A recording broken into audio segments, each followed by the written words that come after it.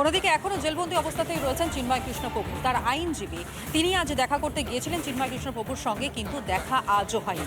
চিন্ময় কৃষ্ণ প্রভুর হয়ে যিনি মামলা লড়তে ইচ্ছুক হয়েছেন, সেই সুপ্রিম কোর্টের যিনি বিচারপতি ছিলেন, মূলত সেই ব্যক্তি অর্থাৎ সেই আইনজীবী তিনি চিন্ময় কৃষ্ণ প্রভুর সঙ্গে দেখা করতে চেয়েছিলেন, কিন্তু চিন্ময় কৃষ্ণ প্রভুর সঙ্গে দেখা হয়নি। রবীন্দ্র ঘোষের কিছু প্রক্রিয়ার কথা বলে জেল কর্তৃপক্ষ এবং দেখা করতে গেলে 1 ঘন্টা সময় লাগবে।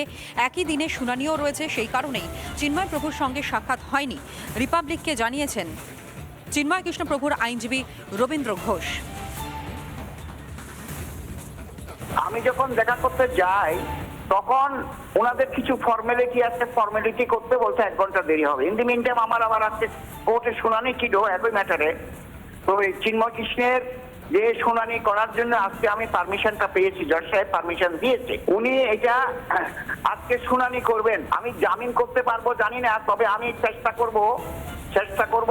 আর জজ সাহেব বলেছেন যে আপনি একজন জুনিয়র লয়ার, আপনি তো ঢাকা চলে যাবেন, একজন জুনিয়র লয়ার আপনি রেখে যাবেন, যাতে করে উনি এখানে রিপ্রেজেন্ট করতে পারে। আর আমার প্রটেকশনের জন্য উনি নিজেই বলে দিয়েছে অন্য লয়াররা যাতে ডিস্টার্ব না করে কোর্টের মধ্যে, ওটা জজ সাহেব নিজের মুখে বলেছে। এবং পুলিশকে নির্দেশনা দিয়েছে যাতে করে আমার নিরাপত্তা বিঘ্নিত না হয়। গতকালকে তুলনায় আজকে আমি অনেক নিরাপদে ছিলাম। ওখানে বারের প্রেসিডেন্ট আমার বন্ধু মানুষ, উনি বলে যে দাদা আমি তো কালকে থাকতে পারিনি, না হলে এই ঘটনা হতো না। আজকে বিকালের দিকে আবার শুনানি হবে, যেহেতু এটা অ্যালাউ করেছে যে অন্তপক্ষে চিন্ময় প্রভুর এই মামলাটা আবার আজকে শুনানি হবে। তবে কতক্ষণে হবে বলতে পারছি না। আজকে আমার কাছে এসে একটু রাগারাগি করেছিল, দাদা আমার নাম কেন দিলেন, আমার নাম কেন দিলেন। আমি বললাম দেখেন ভাই, আমাকে কে ধাক্কা দিয়েছে এটা আমি জানি না, তবে খুব গালাগালি করেছে। এটা অস্থায়িত্ব গালাগালি, ওই যে বিভিন্ন রকমের স্লোগান দিয়ে আসছে। বাধা দেওয়ার চেষ্টা করলে আমি যাতে রিপ্রেজেন্ট করতে না পারি চিন্ময় প্রভু, তাহলে তার বেল হবে না। তার বেল হওয়ার আর কেউ নাই, কারণ যারা ওনার পক্ষে আইনজীবী ছিল সবার বিরুদ্ধে মামলা দিয়ে দিয়েছে। আমি আপনাকে বলতে পারবো জামিন অযোগ্য কিছু ধারা আছে, তাও 7 দিন পরে মামলাটা করেছে। কনফ্লিক্টেড একটা মামলা, যেই আমাদের বাংলাদেশের যে পতাকা, সেই পতাকার মধ্যে কি করে পাকিস্তানি ওই যে এটারে কি বলে চাঁদতারা লাগিয়ে দিয়েছে। এটা তো পতাকাই না, বাংলাদেশের পতাকাই না। কিন্তু এটা তো কোনো সেডিশন মামলা হতে পারে না, দেয়ার ইজ নো ল। কিন্তু এখন তারা বলছে যে একটা লয়ার মারা গেছে, সেটা ওই চিন্ময় প্রভুর আইনজীবীরা তাকে মেরেছে। এটা কিন্তু সত্য নয়। এখন ধারাগুলো তো খুব মানে খুব অযোগ্য ধারা, জামিন অযোগ্য ধারা। কিন্তু জজ সাহেব যদি মনে করে, এখানে কিন্তু প্রভিশন আছে, জজ সাহেব যদি মনে করে ধারাগুলো অযোগ্য ধারা, কিন্তু উনি ইচ্ছা করলে মেল দিতে পারেন।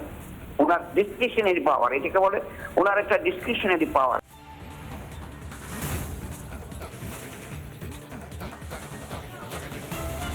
যে বক্তব্য আপনাদের সামনে আমরা তুলে ধরলাম, এবং এই বিষয় নিয়ে আমরা কথা বলেছিলাম আন্তর্জাতিক সম্পর্ক বিশেষজ্ঞ রাজাগোপাল ধর চক্রবর্তীর সঙ্গে। কি জানিয়েছেন তিনি, শুনুন। বাংলাদেশে ন্যায়ের যে শাসন চলুক সেটা তারা চান না। যে শাসন ব্যবস্থা পৃথিবীর বহু ইসলামিক দেশে আছে, পাকিস্তানে আছে, সেই ব্যবস্থাই তারা এখানে প্রতিষ্ঠিত করতে চান।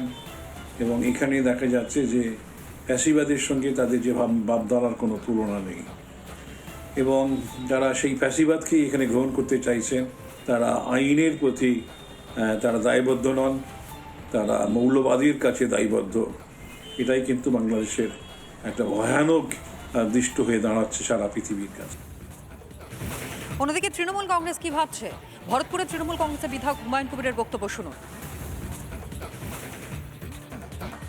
যে কোনো গণতান্ত্রিক দেশে জুডিশিয়ালের মধ্যে যে সমস্ত কারো বিরুদ্ধে যদি কোনো অভিযোগ আসে বা এফআইআর হয় বা যে কেউ কাস্টডিতে থাকে, তাহলে অ্যাডভোকেট নিয়োগ করাটা একটা মরাল ডিউটি সেই দেশের সরকারের।